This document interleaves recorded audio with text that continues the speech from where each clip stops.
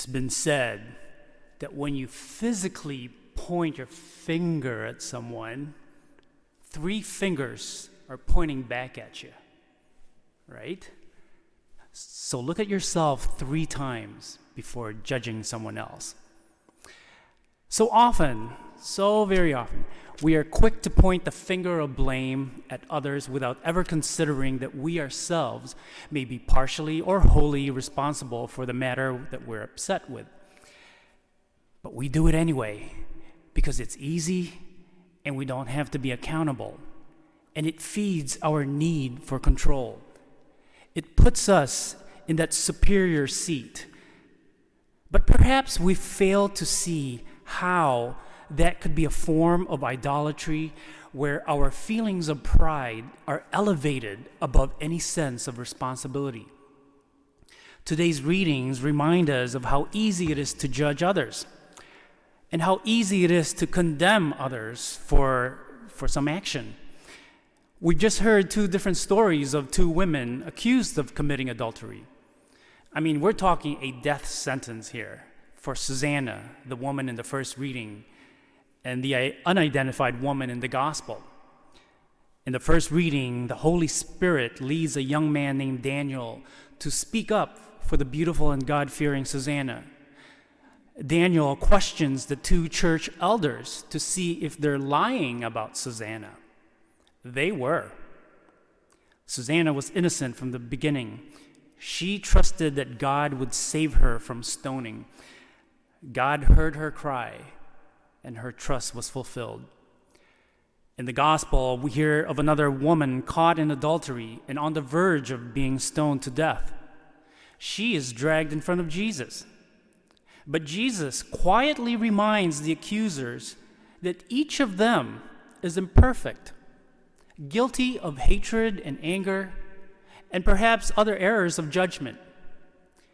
Jesus does not condemn the woman, instead telling her to leave like her accusers and to amend her life. In both these stories, we see mercy extended to people's lives. These 2 readings show the power of both justice and mercy. Daniel courageously confronted the injustice in front of him. Jesus, meanwhile, turned the prescription of the law back onto the group and offered mercy to someone who, by law, did not deserve it. You see, God reads our minds and hearts. God knows what motivates our actions, sometimes better than we do. God is always merciful to a sinner. God is love, after all, so that he cannot help but be merciful.